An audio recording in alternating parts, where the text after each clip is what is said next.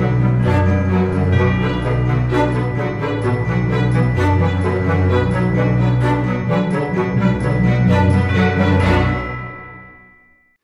Danny Flex from Seconds Out here with Dave Coldwell, trainer of Tony Bellew. We're here at the Liverpool press conference for the big rematch this Saturday between Tony Bellew and David Haye.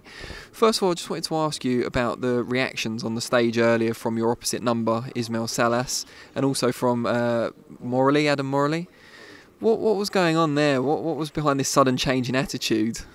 If you want my honest opinion about Ismail Salas, that was just clever. That was just smart. That was him being a coach looking out for his fighter.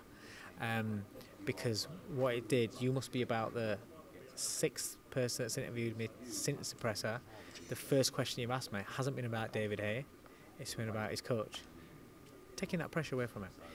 When Hayes sat up here and he's listening to the heckles and things like that, he don't like it. It irritates him, and he was getting irked, he was getting irritated. And when David Haye gets irritated, he snaps, he starts barking back, he starts chirping. He can't help it. Or it's very, very hard for him to hold it back, which is what he's been doing really well at doing. And I just think that Salas picked up that he was starting to waver, and thought, right, I'll take the focus away from my boy, put it onto me, and that's the sign of a good coach. You don't train 19 world champions and be an absolute legend in sport in your job without knowing how to manage minds and without knowing how to play a few mind games yourself. And I just think that that's all he was. If you're asking me about Adam Morley, that's a completely different kettle of fish. I just think that man needs to keep away from speaking to boxing fans, because carry on, because he's absolutely fantastic comedy value. He's just, honestly, I didn't know, following that's just unreal. But do you think he was trying to do the same thing as Salas, take the pressure off? No, it was just accidental. No, that's accidental, because he's obviously an intelligent sort of fella in whatever he does. But as far as public speaking, every time he opens his mouth, he comes across as an absolute dweeb, and he just does. You just won't do it. But it's all good fun, because again, it's just a good old giggle, and you can just have a laugh at him.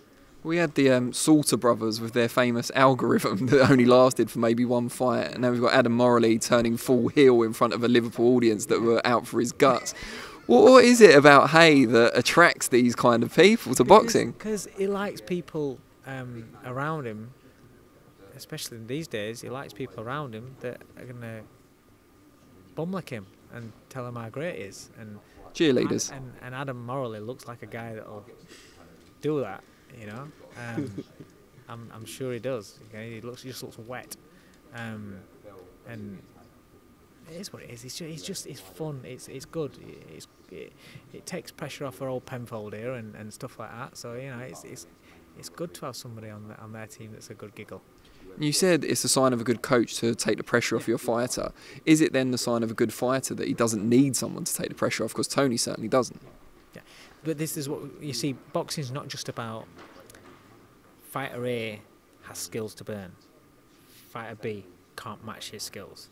Boxing is about mental side of things as well. Now, mentally, Bellew's a lot stronger than David Haye. I believe he always has been, but definitely as he's got older, he's the one that's grown in strength.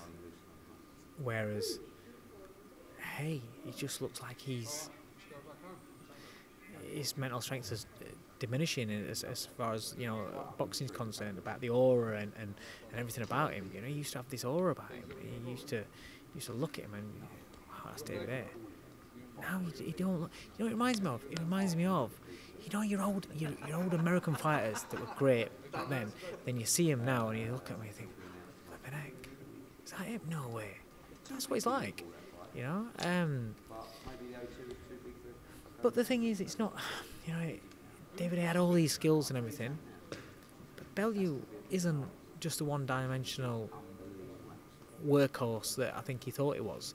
And Bellew's got skills himself, and as time's gone on, as years gone on, his boxing abilities increased, his ring generalship, his his mental strength, everything's getting better and better and better.